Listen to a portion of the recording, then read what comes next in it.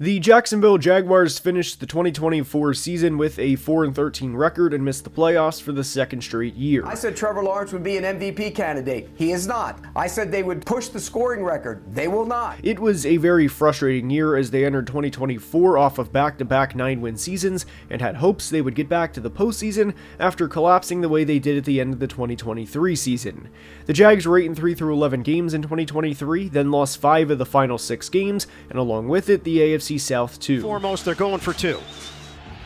And Lawrence is dumped. A rookie CJ Stroud and the Texans would go on to win a playoff game as they defeated the Browns in the wildcard round of the playoffs, and even this past year too as they beat the Chargers in the wildcard round. And in the 23 games since starting the 2023 season with an 8-3 record, the Jags are just 5-18. And it's been a long past year and a half for Duval and all of northeastern Florida. They started out 0-4 in 2024, which included a 47-10 throttling against the Bills on Monday Night Football in Week 3, and aside from the rookie Brian Thomas Jr. exploding onto the scene, it was a long year for the Jags. Not surprisingly, Trent Baalke and Doug Peterson were both fired, and the Jags replaced them with James Gladstone and with former Bucs offensive coordinator Liam Cohen. And as we enter 2025, the Jacksonville Jaguars are in a very interesting situation. Trevor Lawrence is just 25 years old, but you can certainly argue he has certainly underachieved since being drafted number 1 overall out of Clemson back in 2021. But what should we actually expect from a team that was selecting in the top 5 of the draft with a new head coach this year? Well, we're going to break everything down in today's video. If you could like the video before we start, I would really appreciate it as it helps the channel tremendously, and without further ado, let's begin! And we are starting today's video by discussing who the Jags brought in this offseason and who they lost. To the surprise of everyone, former GM Trent Baalke was not initially fired, and for a minute I was very worried the Jags were going to try and keep him and run it back. And whenever they got rid of Baalke, I thought that was a net positive as there were countless questionable decisions with him as the team's GM, Trayvon Walker over Aiden Hutchinson being the most notable, but we'll get to the defense later. So by bringing in James Gladstone, a young, innovative mind to take over the reins of the franchise, along with Liam Cohen, well, I thought they were already making moves in the right direction. And one thing both gentlemen will emphasize is trench play. If you guys have followed the channel for some time now, or just recently started watching, well, one thing we always emphasize on the channel is trench play. And I don't think it's a coincidence the Jags went out and signed Patrick McCarry from the Ravens and Robert Hainsey from the Bucs. Now, I don't think each player is going to magically solve the Jags' problems overnight, but you can at least start to see the vision with this team and what James Gladstone wants to accomplish. And that was also addressed within the draft too, not specifically with the selection of Travis Hunter, but with the selection of West Virginia offensive lineman Wyatt Milam. Now, I do think they overpaid for former Commanders receiver Dyami Brown as they gave him a 1-year, $10 million contract, but it's hard to be that upset about a contract that, again, affects nobody on this team getting paid via a contract extension, and especially given that it's a 1-year deal. Dyami has 784 career receiving yards and is coming off of his best career year, in which he had just 308 receiving yards, so if there is any contract to push back on, it's this one. But one signing I really did like, especially for the value, was former Cowboys nickel corner Jordan Lewis. The Jags couldn't stop anybody last year against the pass and also finished 27th in points allowed, so this addition made a lot of sense. And we say this a lot of the time on the channel too, and it's a very simple thought, but if you can bring in better football players, especially at positions where you know you're going to need depth, like corner and like pass rush, I am all for that every single time. The Jags were more of an active team in free agency, and this didn't surprise me because it was a new regime, and a lot of the time whenever you have a new regime, well, it's because the old regime didn't perform, and either there's not a lot of talent on the roster, or the players on the roster do not align with the vision of the new regime. They also brought in safety Eric Murray, tackle Chuma Edoga, pass rusher Emmanuel Agba, backup tight end Johnny Munt, and backup quarterback Nick Mullins, among others. They also released tight end Evan Ingram, who had 114 receptions for the Jags in 2023, as he signed with the Denver Broncos this offseason, and I do think that has the potential to be a pretty big loss for Jacksonville, all things considered. They also had 2 former players signed with the Jets in safety Andre Sisco and receiver Josh Reynolds, and 2 former players signed with the 49ers in tight end Luke Farrell and quarterback Mac Jones. Sure, the Jags weren't the biggest spenders in free agency, nor is this a Super Bowl roster at this specific point in time, but they raised the floor of the team, and you can start to see the foundation of what James Gladstone and Liam Cohen want this roster to eventually be. Now, for the 2025 Jags defense, this is a unit that I can imagine doesn't get better from last year to this year. There were times where it was painful to watch this team play, for several reasons, but one of them was the fact they couldn't get off the field. They finished dead last in average time per drive defensively, 31st in average plays per drive defensively, 31st in yards allowed per drive defensively, and 31st in average points per drive allowed. There were only 4 games in all of 2024 in which they didn't allow 100 yards rushing, and the Jags also finished 32nd in passing DVOA, as well as 25th in rushing DVOA. And I'll be honest, this worries me with this team entering 2025 too, a lot. The Jags defense missed a lot of tackles last year, and I also thought they were kind of soft up front, at least in the run game.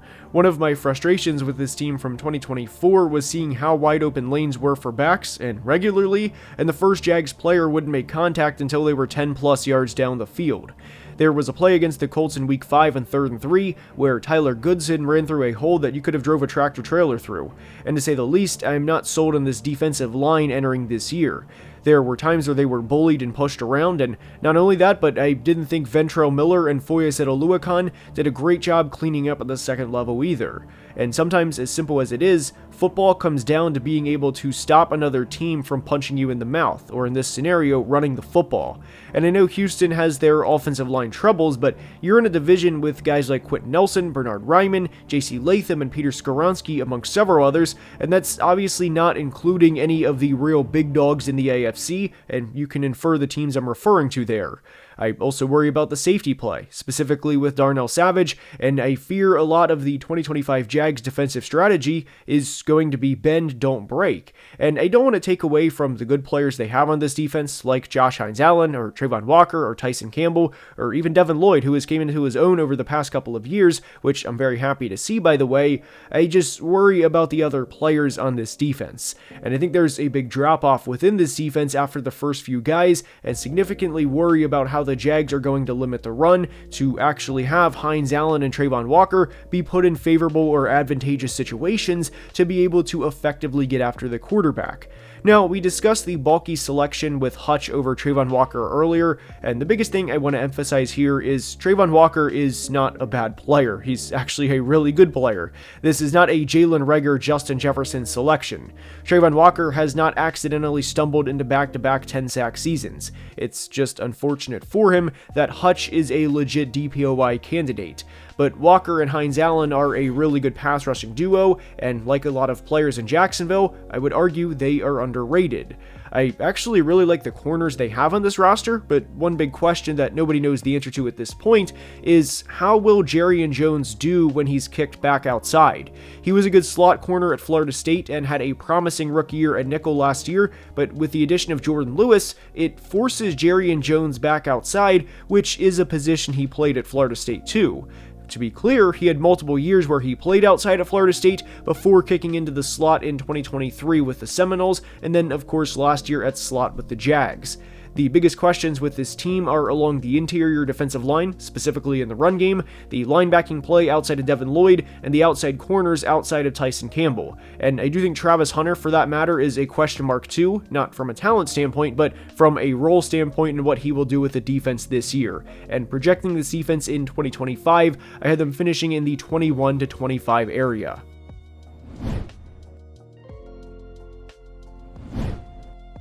The 2025 Jags rookie impact, of course, starts with an exciting prospect that can take it to the house on any play, and that is Virginia Tech running back Bajel Tutin. And we'll get to Bajel Tutin in a minute, but it of course starts with the number 2 pick in the 2025 draft in Colorado prospect Travis Hunter. Now, the generational word, or as I like to call it, the G word on the channel, gets thrown around far too often in the draft process. Prospects can be first round caliber or even top 10 caliber prospects, and that does not mean they're generational. But with Travis Hunter, I think this is not just a generational prospect, but really kind of a once in a 25 year, once in maybe even a lifetime type prospect because of how good he is both at the receiver position and then of course at the corner position. And he did not accidentally win the Heisman after Ashton Jeanty ran for over 2,500 total yards with Boise State last year. Now, with Travis Hunter, obviously I don't think he's going to play full-time receiver and DB at the NFL level, and I don't think it's necessarily going to be one or the other either. I think there will be certain plays where he plays at DB, but I think he will be a receiver far more often than he's going to be a DB. And the biggest thing with Travis Hunter in 2025 and throughout the course of his career is he's not going to be able to be the corner on the side of a pitch play where we have Jonathan Taylor or Derrick Henry or any big running back running right at him and basically punching him in the mouth and forcing Travis Hunter to make a tackle time and time again. His body would wear down very quickly, and his NFL career would be significantly shortened if that was the case. And what has to be remembered with this selection is this is not a player the Jags went around for a year or two. This is a player that they traded significant draft capital for, and a guy that they went around for 4, 5, 6, 8, 10 years, and a guy that they want to be a franchise cornerstone, and a guy that they want to be the face of their franchise along with Brian Thomas Jr., Trevor Lawrence, Trayvon Walker, and Josh Hines-Allen for the next couple of years. So when you break this down and think, what is the role realistically going to be for Travis Hunter? Well, I do want to clarify one thing. I don't think there's any chance that he's going to win both the offensive and defensive rookie of the year, the way that a lot of media people have tweeted out that there's a possibility that he does, and technically there is a possibility. The only way that I think that would happen is if the Jags put him in clear passing situations defensively, and that he finishes the year with 5 or 6 interceptions, and then also has a Brian Thomas Jr. type rookie year or a Malik Neighbors type rookie year where he has 11 or 1,200 yards as a receiver. So realistically for Travis Hunter this year, obviously he's going to have a tremendous impact, and I don't question his stamina or his conditioning. It's more of his body holding up and taking those shots defensively against the big running backs in the NFL, whether it's, like we said, Jonathan Taylor, Derrick Henry, even Josh Jacobs from the Packers. You get the point. He is not going to want to, or at least the Jags are not going to want the number 2 pick in the draft, in which they traded the number 5 pick, a second-round pick this year, as well as a first next year, to go out and take 15 of those types of shots per game, 17 games in a row. So realistically, I think Travis Hunter is in for at minimum an 800-yard rookie year, barring health, of course. That's going to be the big one, as well as a couple of interceptions defensively. And again, the generational word is tossed around far too often, but it's not with Travis Hunter. Now, specifically pertaining to his talent, I don't think he's a generational talent in the sense of being a receiver. I don't think he's better than Jamar Chase as a prospect for reference, and I don't think he's going to have that type of impact as a receiver in year 1, or even Puka Nacua for that matter. But in the sense of him being able to play both sides of the ball, yes, that is generational, and again, borderline a once-in-a-lifetime prospect. The Jags selected Caleb Bransall, a DB from Tulane, near the end of the 3rd round, and Caleb Bransall is an interesting prospect, and he played a lot of slot corner at Tulane, though he is transitioning to safety at the NFL level. And with Bransall specifically, I don't think there's going to be all that much rookie production, mainly because there's going to be a lot of guys in front of him, but this was a prospect that tested very well in the pre-draft process as he ran a sub 4.35 40 and is also a really good tackler. Now, there were a couple of times where he was a little too sure of himself in coverage last year at Tulane, and there were times where he was beat in the process, and if that was happening at Tulane, then kind of I go with the thought process of what do you think would happen at the NFL level if he was getting beat during his time at Tulane? And again, there was a reason that he was a late 3rd round pick rather than a 1st or 2nd round pick. So with Caleb Bransall, I do think there will be a bit of a transition period, and I think he will eventually prove to be a solid starting safety for the Jags. I just wouldn't expect that, at least in the early parts of 2025, and I think a best case scenario for him would be starting by the week 11 or 12 area, have 5 or 6 starts by the end of the 2025 season, and then look to build on that in 2026 and beyond. Now, the Jags had back-to-back selections in the 3rd round as they selected Caleb Bransall at pick 88 and West Virginia offensive lineman Wyatt Milam at pick 89, and I thought Wyatt Milam was going to be the vision of what James Gladstone and Liam Cohen want for this team for the next couple of years. And with Wyatt Milam specifically, my only real concern for him in the pre-draft process was that a team was going to try and keep him out at tackle, and I don't think Milam has the foot speed to be able to play NFL offensive tackle, and I think he's going to be a much better guard than a tackle at the NFL level. And I think there's a reality where the Jags walk out of this class with at least 2 starters in Travis Hunter and Wyatt Milam. And with Milam specifically, he kind of reminds me of another West Virginia offensive lineman that just had a good rookie year with the Pittsburgh Steelers in Zach Frazier. Now, I do think Frazier was a better prospect than Milam was as a guard, but I still think there's going to be similarities in the fact that they're both really high floor players and that they can be tone setters in the run game moving forward, which is exactly what Jacksonville is going to want. So for what the Jags did within the first 100 picks, I thought they did a really good job, and I also like what they did by drafting Bajal Tootin and Jack Kaiser early on day 3. Bajal Tootin is a very fun rookie running back, and he's a fun prospect to think about because of everything that he can do within an offense. And when you talk about Liam Cohen's offense that gets the football in running backs' hands on screenplays and manufactures touches, this is where Bajal Tootin's role comes in with the 2025 Jags. But the one big thing with Bajal Tootin as an NFL draft prospect, I kind of go back to the movie Moneyball, where it was, hey, Billy, this is Bajal Tootin. His biggest problem is fumbling the football. He had 9 fumbles over the last 2 years, and the reality is if he fumbles anywhere close to that rate, he will not be an NFL running back. Now, he also had 26th percentile hand size, and I'm not a huge hand size guy, but with a prospect that had fumbling issues and with small hands at the running back position, that is definitely noteworthy. Obviously, hand size can get to be a very toxic conversation with quarterbacks. I specifically think of Kenny Pickett, and anyway, that's a different conversation for another day, but Bajal Tootin has legit home run potential in this offense, and if he works out to the level that he can, based on the tape that he showed at Virginia Tech, when, again, he was not fumbling the football, I don't think it's an exaggeration to say the Jags drafted a 1,000-yard running back in the 4th round. Now, we discussed the Jags' struggles in run defense earlier, specifically outside of Devin Lloyd with Foye Oluokun and Ventrell Miller, and Jack Kaiser, the rookie linebacker from Notre Dame, was really good in run defense at Notre Dame, and in theory, he should help with the run defense with the 2025 Jags. I just don't know how often they're going to have him on the field, and not to say that he's never going to be on the field, I also just don't think that Jack Kaiser is going to specifically come in and he's going to rally the defense around and they're going to go from bottom 5 in the NFL to top 5 in the NFL specifically because of a day 3 rookie linebacker. Could he help in run defense? Absolutely. I just don't want to overkill what a rookie linebacker's 4th round impact should have on a defense that significantly struggled in run defense last year. In the best case scenario, Bajal Tootin is a 1,000-yard back and Jack Kaiser helps Devin Lloyd get the linebackers to play better within the run game and helps this run defense out in a big way. We gave the Jags draft a B+ grade on draft weekend, and I think it's a really good class and fun class to project over the next couple of years. They drafted Syracuse running back LaQuint Allen in the 7th round. He's buried on the depth chart. I wouldn't expect much from him. I know he has a lot of hype for a 7th round running back, but if he works out, great. I'll wave my hand and be the first one to say that I was proven wrong. I just would not expect that much from him, not only in 2025, but really throughout the duration of his rookie contract.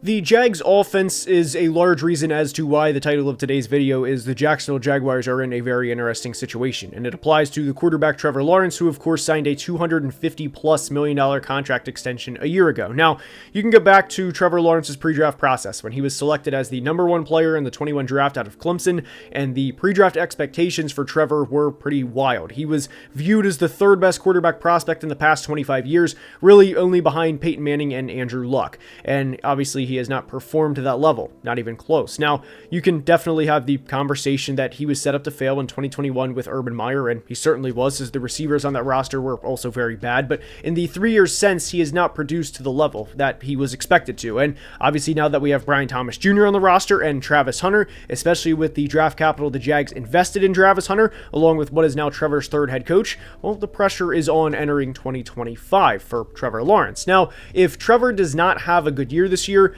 I mean, I think it would have to be monumentally bad for the Jags to say that we're moving on from Trevor Lawrence, because Trevor is still a reason as to why Liam Cohen and James Gladstone ultimately took this job in the first place.